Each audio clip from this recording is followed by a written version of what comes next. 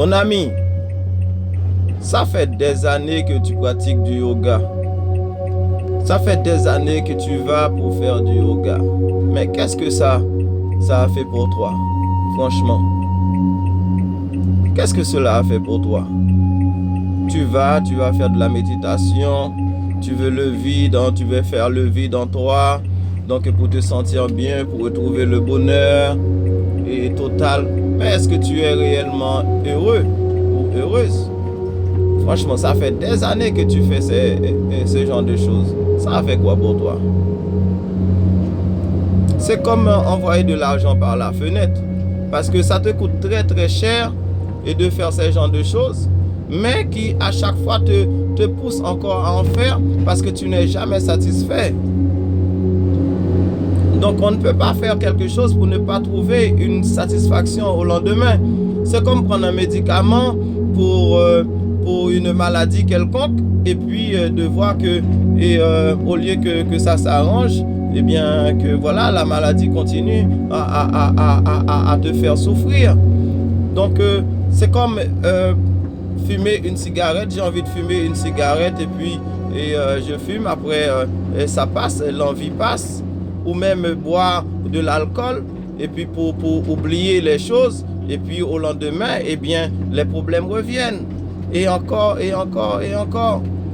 Donc à quoi bon, franchement, de faire de quelque chose où on ne trouve pas de réelle satisfaction, une satisfaction et qui dure. Moi je vais te dire une chose, peut-être que tu ne le sais pas, la nature a horreur du vide. Tu vas faire du vide en toi, eh bien tu vas toujours retrouver un manque. Tu auras toujours un manque parce que à chaque fois tu fais le vide de toi, tu te vides totalement. C'est comme une bouteille qu'on remplit d'eau et puis qu'on rejette. Eh bien la bouteille, pour qu'elle soit utile, elle aura encore besoin et justement qu'on verse de l'eau à l'intérieur pour que la bouteille soit pleine. Et donc voilà, c'est exactement les mêmes conditions que tu vives actuellement, toi qui fais du yoga. La nature a horreur du vide. Le vide n'existe pas. Donc ça veut dire que même l'air, tu vois, on ne voit rien, on a l'impression que c'est le vide, on ne voit rien, c'est transparent, mais cependant il y en a des éléments dans l'air qui nous donnent les moyens de respirer, les moyens de vivre. Tu vois, donc ça veut dire que dans la nature, il n'y en a pas de vide. Moi, je vais te dire une chose, peut-être que tu ne le sais pas. Le yoga, c'est quoi? D'après toi, c'est quoi? Vous faites des choses spirituelles sans savoir et ce qu'il y a derrière. C'est là le danger. Et c'est là le danger. Combien de gens qui ont fait du yoga et qui se sont suicidés par la suite parce qu'ils ne trouvent pas de solution à leurs problèmes, parce que ce sont des solutions temporaires qu'ils trouvent. Oui, parce que c'est vrai que tu vas aller, mais tu vas te sentir bien, mais pour un temps, mais pas pour tout le temps. Moi, je te dis une chose, le yoga, c'est quoi? Moi, je vais te dire franchement, tu rentres dans un domaine spirituel sans savoir ce qu'il y a derrière. Le yoga, c'est un démon. Oui, peut-être que c'est la première fois que tu vas l'entendre, mais le yoga, c'est un démon. C'est un démon qui crée le vide en toi. Et quand tu mets le vide en toi, c'est le démon qui prend la place en toi. Et qui va créer dans ta vie ce vide-là, ce manque, ce qui te manque là dans ta vie. Et donc c'est lui qui va le créer, qui va te pousser à avoir soif. À avoir sans cesse soif et de faire cette activité jusqu'à te détruire totalement. Parce qu'un jour, tu vas te dire, mais malgré le fait que je fais du yoga, je dépense de l'argent, parce que Satan, il est là pour te faire dépenser, il est là pour te détruire. Satan, il n'est pas là pour te faire du bien. Le bien de Satan, derrière, il y a un mal. Il y a un mal. Donc c'est vrai que les gens, ils vont venir avec de bonnes intentions. mais leurs intentions ne sont pas bonnes réellement. Parfois, eux-mêmes, ils ne savent pas en fait que derrière le yoga, il y a un démon. C'est le démon du vide. C'est ce démon-là qui va t'amener justement à amener une certaine satisfaction en toi, soi-disant, qui va te remplir. Et puis après, qui va ressortir et que tu vas en redemander. Et puis lui, il est là pour te servir jusqu'à te détruire, jusqu'à détruire ton corps, jusqu'à détruire toute ton intelligence et ta psychologie. Il va t'atteindre totalement. Parce que il ne faut pas croire que les choses se donnent comme ça dans la vie. Donc ça veut dire que la seule chose qui peut t'amener un réel ou une réelle solution, c'est d'accepter Jésus comme ton sauveur personnel. Là, tu n'auras plus de soif, tu n'auras plus de faim, tu n'auras plus de manque dans ta vie. Parce que là, ce ne sera plus un démon qui va prendre en charge et ton quotidien, mais c'est Jésus de Nazareth par son Saint-Esprit. Oui, il a dit, venez à moi, vous tous qui êtes fatigués et chargés, je vous donnerai du repos. Lui seul peut te donner un repos. Lui seul peut te donner quelque chose. Donc ça veut dire que quand tu fais du yoga, tu détruis ta vie, tu détruis ton âme, tu détruis ta pensée. Tu te focalises sur des choses et pour te tuer, tu penses te faire quelque chose de bien, mais tu te fais du mal. Et ça va engendrer des problèmes non seulement sur ta vie personnelle, sur ta vie professionnelle, mais aussi sur ta vie familiale. Combien de divorces, malgré le fait que les gens font du yoga? Combien d'argent qui ont été dépensés, qui pouvaient être utiles à faire d'autres choses? Moi, je te dis que Jésus, lui, il ne demande pas d'argent. Il ne demande rien. Seulement de venir à lui, de te charger de tous tes problèmes, de toutes tes souffrances, de tes difficultés. C'est le meilleur psychiatre ou psychologue que tu peux avoir. C'est le meilleur sociologue qui peut mieux te raconter les choses de ta vie, qui peut te faire comprendre la vérité sur ta vie, connaître ton identité.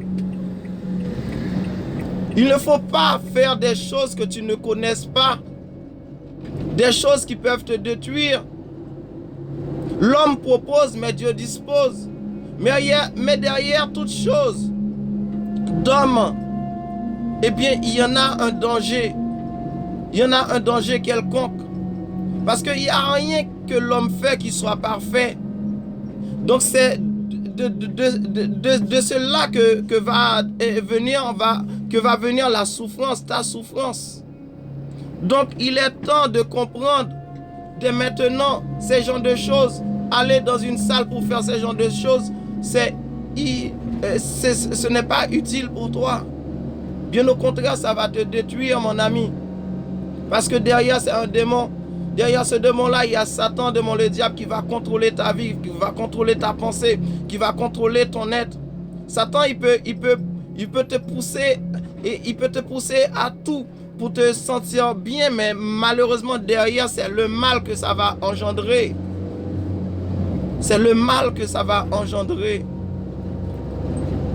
Donc, mon frère, ma soeur, mon ami, le seul endroit où tu peux être tranquille, être zen comme ils disent, eh bien c'est en Jésus seul. Parce que lui, il peut régler tes problèmes. Il peut te guérir, il peut te bénir, il peut te délivrer et il peut te sauver aussi. Là, tu n'auras pas d'argent à payer.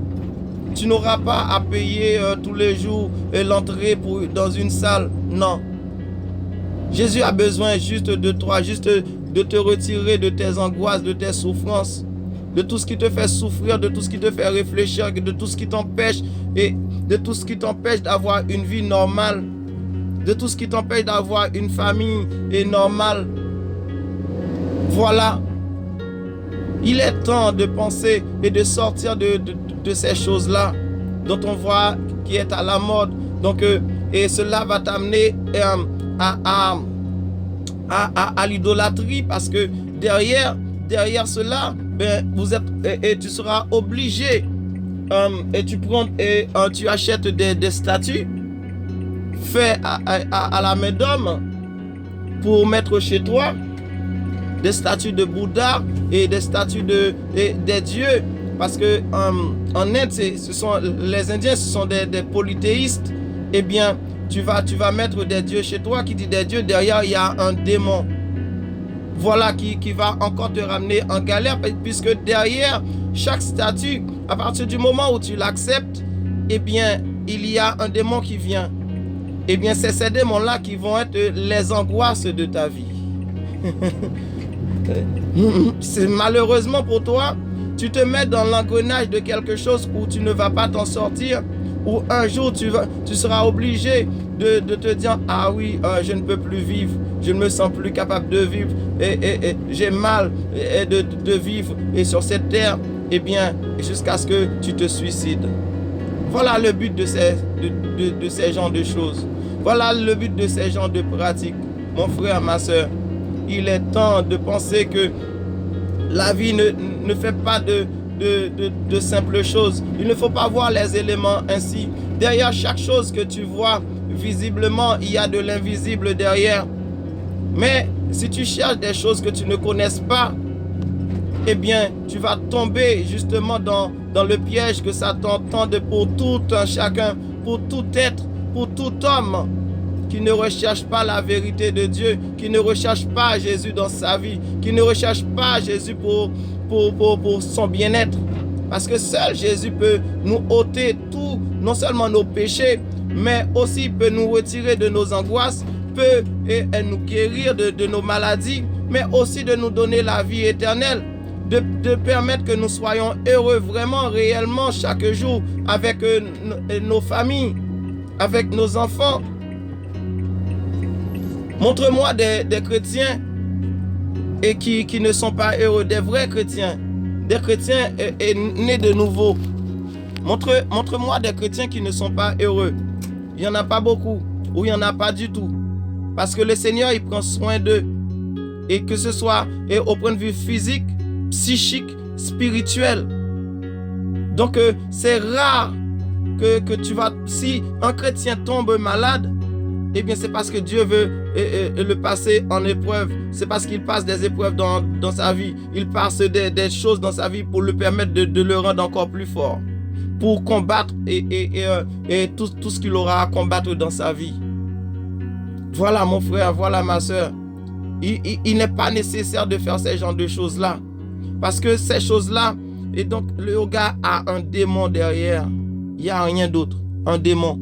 Donc toi qui dis que tu détestes Satan, que tu n'aimes pas Satan, que tu n'aimes pas le mal, tu te fais du mal à travers un démon. Et le démon ne fait jamais de bien, mais il fait toujours de mal. Et qui va engendrer encore plus de mal dans ta vie jusqu'à te détruire. Moi, mon but, et ce n'est pas de te voir que tu meurs et que tu ne saches pas et que tu ne connaisses pas la vérité. Parce que la parole nous dit dans la parole de Dieu, et tu connaîtras la vérité t'affranchira. Eh bien moi je te dis la vérité aujourd'hui. Cesse d'aller voir ces genres de choses, cesse d'aller voir ces gourous, mais va dans une église et remets-toi à un pasteur et qu'il prie pour toi, qu'il impose les mains sur toi. Et tu verras, à l'instant même, tu seras déchargé. À l'instant même, tu trouveras toute ta bénédiction. Tu trouveras toute la plénitude de Dieu en toi. Parce que lui seul peut te donner la paix. Parce qu'il a dit, je vous donne ma paix. C'est pourquoi Moïse, il a dit dans sa parole, venez regardez ce que Dieu va faire pour vous aujourd'hui. Puis, et derrière, il a dit, l'Éternel combattra pour vous et vous gardez le silence. La parole de Dieu nous dit, les bontés de l'Éternel ne sont pas épuisées. Ses compassions ne sont pas à leur terme. Elles se renouvellent chaque matin. Donc ça veut dire que chaque matin, Dieu renouvelle ta vie. Chaque matin, tu retrouves le bonheur que tu avais hier. Chaque matin, tu retrouves les bonnes choses que tu avais hier. Et chaque matin, Dieu te remplit encore. Dieu te renforce encore. Parce que à chaque fois que tu vas avancer dans la société, eh bien, tu vas rencontrer des difficultés. Eh bien, Dieu va te renforcer encore pour que ces difficultés passent et que toi, tu avances.